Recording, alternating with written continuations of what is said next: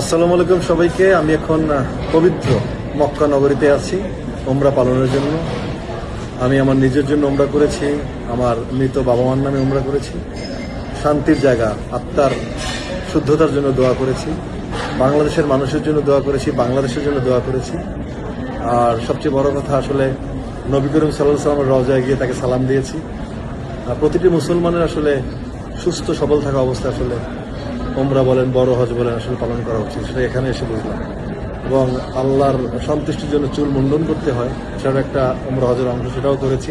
প্রায় 30 বছর পরে চুল একদম ন্যাড়া করে ফেলেছে, দেখতেই পাচ্ছেন। তো ইচ্ছে আছে পরবর্তীতে বড় হজও করা। সবাই আমার জন্য দোয়া করবেন, আমার মৃত বাবা মার জন্য দোয়া করবেন। আমি সবার জন্য দোয়া করেছি। সবাইকে আল্লাহ ভালো রাখুক, সুন্দর রাখুক, শান্তিতে রাখুক, ভালো থাকবেন, সুন্দর থাকবেন। আসসালামু আলাইকুম।